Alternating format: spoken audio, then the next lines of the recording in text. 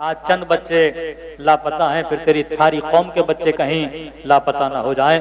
کہیں ایسا نہ ہو کہ دو آنے والی نسلیں اس قانون کی وجہ سے تجھ سے یہ پوچھیں کہ بابا حسین کا قاتل کون تھا، علی کا دشمن کون تھا۔ مکتب کی بقا اس کے عقیدے کی وجہ سے ہوتی ہے، مکتب کی بقا اس کی سوچ کی وجہ سے ہوتی ہے۔ حسین نے سب کچھ، ہر بات پہ صبر کیا پر اصولوں پہ کمپرومائز نہیں کیا۔ اپنے اصولوں کے لیے جنگ لڑو، اپنے اصولوں کے لیے جد و جہد کرو، اپنے اصولوں کے لیے زندگی گزارو۔ اصول ہونا چاہیے کہ انسان حر بن کے زندگی گزارے۔ غلامی کی زندگی انسان کو انسان نہیں بناتی، انسان کو حیوان بنا دیتی ہے۔ انسان وہ ہوتا ہے جو اگر خود کو کسی رسی میں باندھتا بھی ہے نا، وہ حبل اللہ کی رسی ہے، نہ کہ کسی ظالم کی رسی میں، نہ کہ کسی جاہل کی رسی میں، نہ کہ جبر و استبداد کی رسی میں۔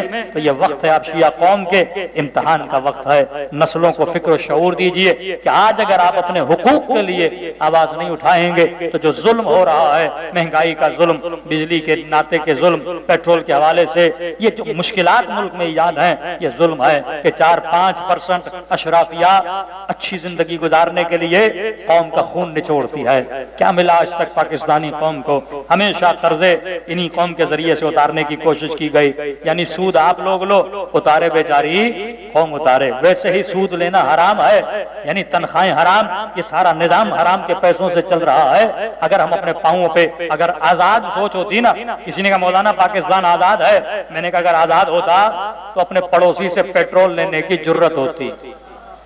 ایک طرف 280-70 کا پیٹرول اپنی قوم کو دے، دوسری طرف کہہ رہے ہیں کہ بھائی 40 روپے میں ہم سے لے لے، 60 روپے میں لے لے، لیکن لینے کے لیے تیار نہیں ہے، کیونکہ یہ جو غلامی کی زنجیریں ہیں نا، یہ انسان کو پست بناتی ہیں۔ غلامی کی زنجیریں انسان کے وجود سے حیا اور غیرت کو ختم کر دیتی ہے کہ بچوں کی سسکیاں، غریبوں کی آہٹیں، ماؤں کی بددعائیں ان کو سننے میں نہیں آ رہی۔ یہ معاشرہ ایسا کیوں بنتا؟ رسول فرماتے ہیں جس معاشرے میں غربت ہو اس معاشرے میں فحشا ہوتی ہے، عصمت دری ہوتی ہے، چوری ہوتی ہے، ٹیررزم ہوتا ہے، دہشت گردی ہوتی ہے۔ اگر معاشرے میں غربت ہوگی تو چوری ہوگی، اگر معاشرے میں غربت ہوگی تو بچیوں کی عزت نہیں بچے گی۔ یہ معاشرہ تباہی کی طرف جا رہا ہے کیونکہ ہم نے اللہ کے اصولوں پہ عمل نہیں کیا۔ ہم نے نہ سودی نظام کو چھوڑا، نہ ہم نے شیخوں کی اور انگریزوں کے جوتوں کو چاٹنے کی رسم ختم کی ہے۔ جب تک غیرت وطنی پیدا نہیں ہوتی، جب تک ملی غیرت پیدا نہیں ہوتی، تب تک ملک میں بہتری نہیں آتی۔ ارے وہ تو دور کی باتیں ہیں، لیکن کم از کم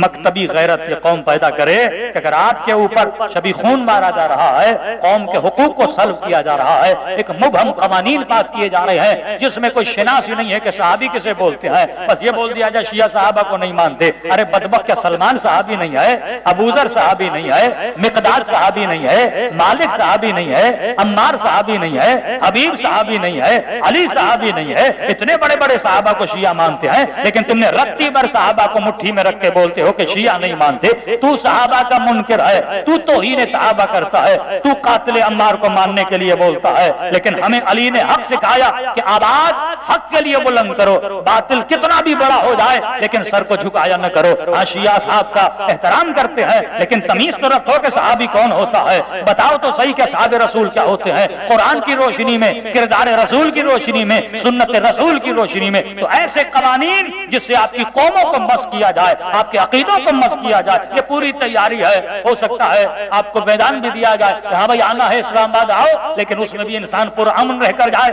کہیں ایسا نہ ہو وہ دوسری فلمیں آپ کے سروں پہ ڈال دی جائیں کہ یہ محب وطن نہیں ہے، یہ وطن کے دشمن ہے، انہوں نے یہ کر دیا۔ کہیں ایسا نہ ہو کالی بھیڑیں آپ کے لشکر کے بیچ میں ڈالی جائیں، تو امن کے طریقے سے جائیں، جس طرح ہر شریف قوم کا حق ہوتا ہے، ہر جمہوری معاشرے کا حق ہوتا ہے کہ اپنے حقوق کے لیے آواز کو بلند کیا جائے، اسی طرح یہ قوم اپنی آواز کو بلند کرے۔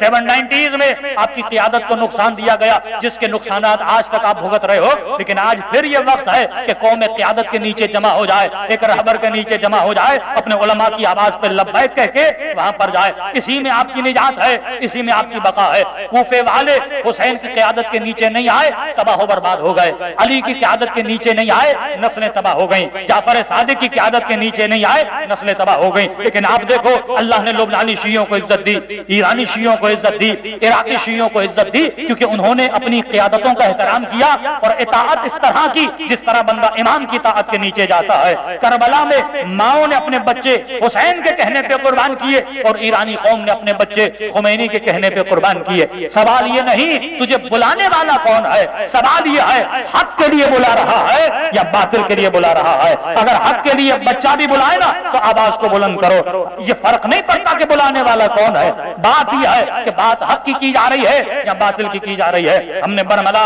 ہمارے مراجع کے فتویٰ ہے کہ مقدسات اہل سنت کا احترام کیا جائے۔ ہم نے کئی سالوں سے اس منبروں سے نسلوں کو سمجھایا، جوانوں کو سمجھایا کہ مقدسات کا احترام کرو، اور ہر جوان نے احترام کیا، ہر مجلس میں احترام ہوا، ہم نے خیال کیا، لیکن فتویٰ یہ ہے مقدسات اہل سنت وہ ہستیاں جو چاروں مکتبوں میں مقدس ہوں، ایک مکتب کے لیے مقدس نہ ہو، ایک مٹھی بھر جھٹے کے لیے مقدس نہ ہو، ایک تکفیری گرو کے لیے مقدس نہ ہو، چاروں مسالک یعنی چاروں مسالک ان شخصیتوں کو مقدس مانے۔